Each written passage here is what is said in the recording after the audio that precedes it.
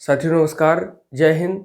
साथियों आज हम नागरिकता, नागरिक और विदेशी, किन्हें हम नागरिक कहें और किन्हें हम विदेशी कहें, विदेशियों का वर्गीकरण किस प्रकार है, जिनमें 3 बातें हैं: अस्थायी विदेशी, अस्थायी विदेशी, राजदूत, और संबंधों के आधार पर विदेशी। जैसे मित्र देश के अगर कोई विदेशी हो तो उन्हें विदेशी मित्र, और जो देश आपसे शत्रुता रखते हैं, आपको हानि पहुंचाने की लगातार कोशिश करते रहते हैं, ऐसे जो विदेशी होते हैं उन्हें जो है ऐसे विदेशी जो है विदेशी शत्रु। ये 2 बातें हैं संबंधों के आधार पर विदेशी, एक विदेशी मित्र, एक विदेशी शत्रु। और नागरिक तथा विदेशी में अंतर क्या है, आज इन मूलभूत विषयों पर बात करेंगे। सबसे पहले हम नागरिक और विदेशी इस पर चर्चा करेंगे। किसी राज्य के समस्त निवासियों को 2 वर्गों में विभक्त किया जा सकता है, एक नागरिक, दूसरा विदेशी। विदेशी व्यक्ति वह है जो अस्थायी या अस्थायी रूप से उस राज्य में निवास करता है जिसका वह सदस्य नहीं है। उसे देश के राजनीतिक अधिकार प्राप्त नहीं होते, यानी उसे राजनीतिक कोई भी अधिकार नहीं प्राप्त होता, और न वह उस राज्य के प्रति निष्ठा, यानी न वह व्यक्ति उस राज्य के प्रति निष्ठा रखता है, उस देश के प्रति निष्ठा रखता है। वह केवल उस राज्य के प्रति अपनी निष्ठा रखता है जिसका वह सदस्य है। तो ऐसे लोगों को हम विदेशी व्यक्ति कहते हैं। तो इस प्रकार विदेशी व्यक्ति वह व्यक्ति है जो केवल सामाजिक अधिकारों का उपयोग करता है परंतु राजनीतिक अधिकारों का नहीं। ऐसे व्यक्ति को हम विदेशी व्यक्ति कहते हैं। अब विदेशियों का वर्गीकरण किस प्रकार किया गया है? Kind of alliance. तो उद्देश्य के आधार पर विदेशियों को 3 वर्गों में विभक्त किया जा सकता है कि पहला अस्थायी विदेशी, वे विदेशी हैं जो अपना देश अस्थायी रूप से छोड़कर किसी देश में बस गए हों और नागरिकता प्राप्त की विशेष शर्तों को पूरा करके प्रमाण पत्र प्राप्त कर चुके हों, उन्हें हम अस्थायी विदेशी कहते हैं।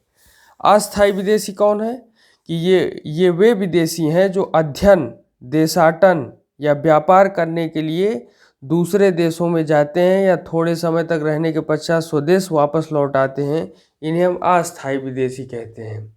जैसे बहुत सारे लोग हमारे देश में भी व्यापार करने के लिए, पढ़ने के लिए या जो है विश्व की यात्रा करने के लिए जब जाते हैं तो उन्हें जो है अस्थायी विदेशी के रूप में देखा जाता है। राजदूत, ये वे लोग हैं जो किसी देश में राजदूत के रूप में जाकर रहते हैं, वहाँ इन्हें विशेष सुविधाएं प्रदान की जाती हैं। इसके अतिरिक्त इन लोगों पर उनके देश के ही कानून लागू होते हैं, उन पर उस देश के कानून नहीं लागू होते जहाँ पर वे अस्थायी रूप से निवास करते हैं।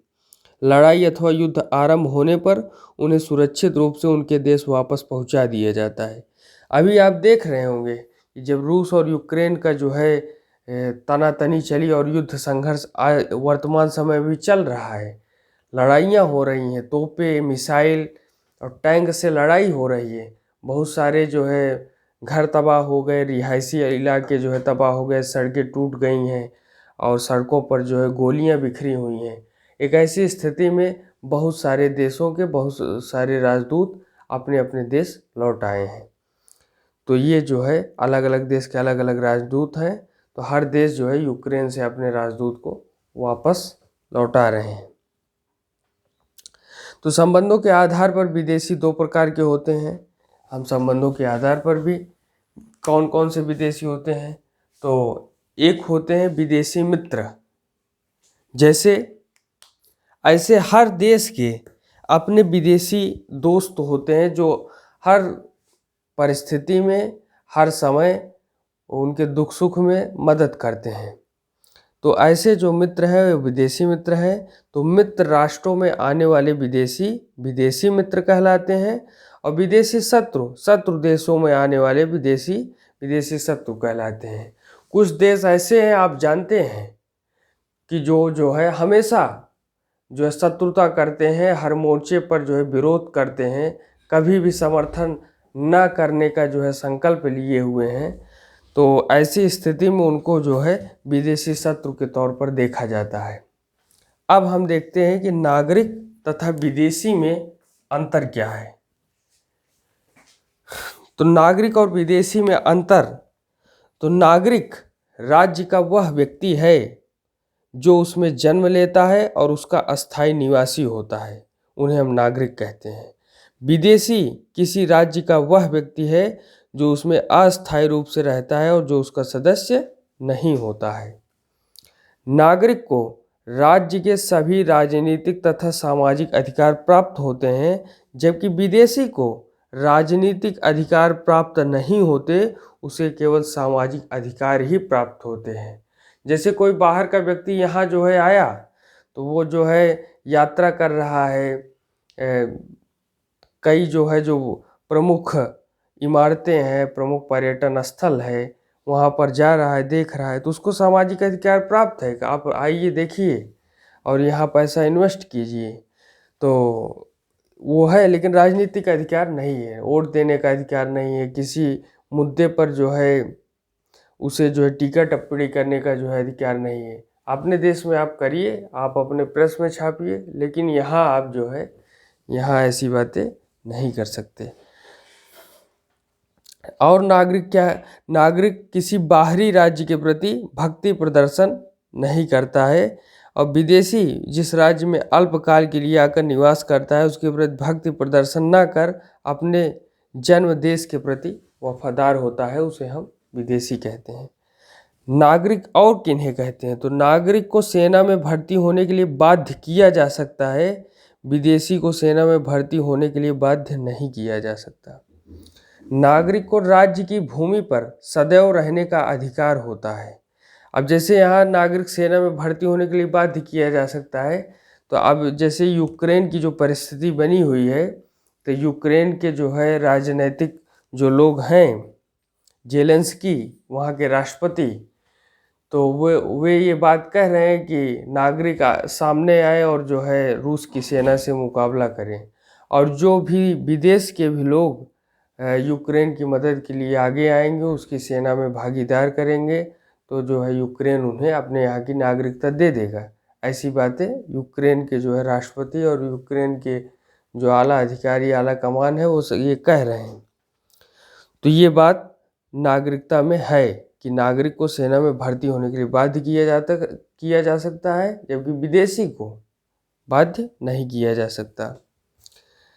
नागरिक को राज्य की भूमि पर सदैव रहने का अधिकार होता है, जबकि विदेशी को प्रार्थना करने पर अल्पकाल के लिए राज्य में रहने की अनुमति मिलती है।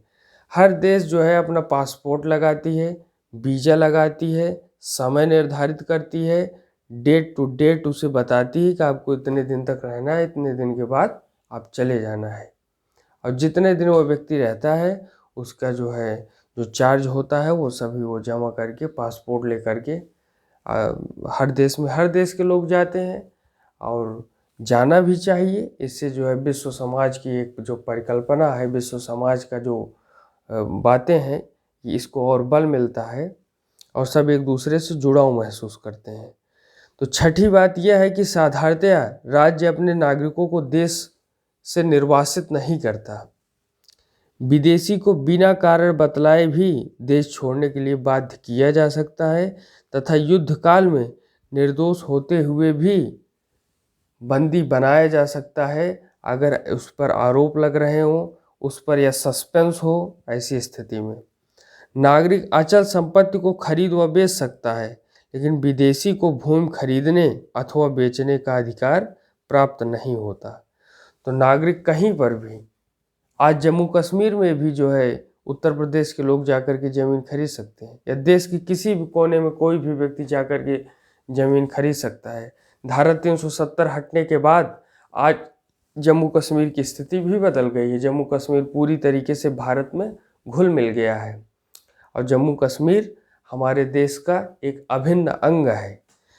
तो नागरिक अचल संपत्ति को खरीद व बेच सकता है, कहीं पर भी आप ज़मीन खरीद सकते हैं, जबकि विदेशी बाहर से आकर कितना भी धनवान क्यों ना हो, कितनी ही संपत्ति क्यों ना हो, वो जो है खरीद नहीं सकता ज़मीन। हाँ, जैसे जो विदेशी कंपनियां आती हैं वो निवेश करने के लिए जो है यहाँ के लोगों को जो है परमिशन लेकर के जो है अलॉटमेंट करती हैं और अपनी फैक्ट्री लगाती हैं, तो वो चीज़ अलग है। लेकिन यहाँ जो बातें हैं वो इस प्रकार की हैं। तो हमने ये अंतर भी जाना। आगे हम किसी अन्य विषय पर बातचीत करेंगे। धन्यवाद। जय हिंद।